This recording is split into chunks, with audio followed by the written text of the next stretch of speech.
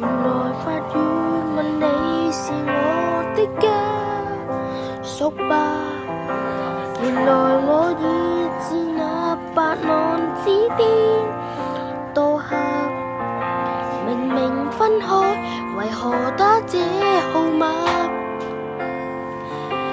你可會很不解，我怎不刪了他？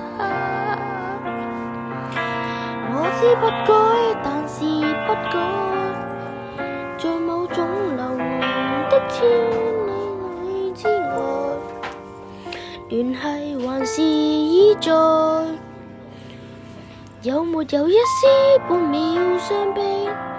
要是我今晚異地斷氣，問你可肯即夜趕搭通宵客機？有沒有一絲半秒歡喜？在無人以口來煩住你，若覺得將這責任加諸很離奇，是我自私今世最後騷擾的人兒，只想是你。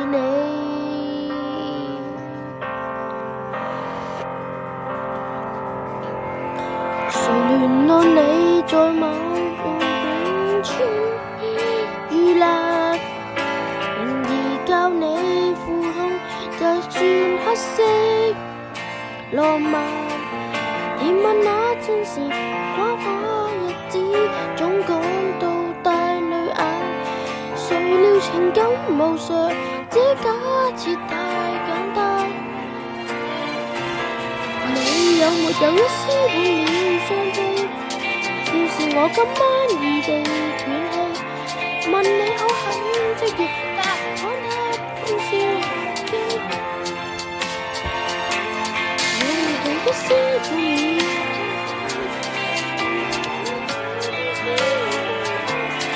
我覺得將這責任加諸很離奇，是我自私今世最後騷擾的人兒，只想是你，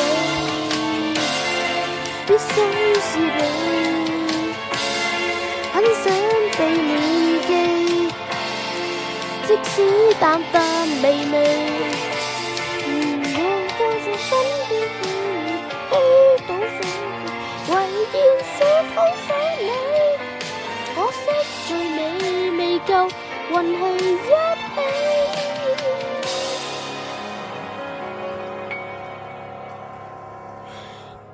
有沒有一絲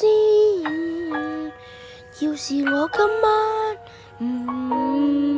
話到嘴邊打算早變陌路人，尚有幻想線大記，這號碼應該長眠於手機，就算死亦別再騷擾你，若覺得這一刻係真的很頑皮，在告別的街裏奔喪的情人，只想是你。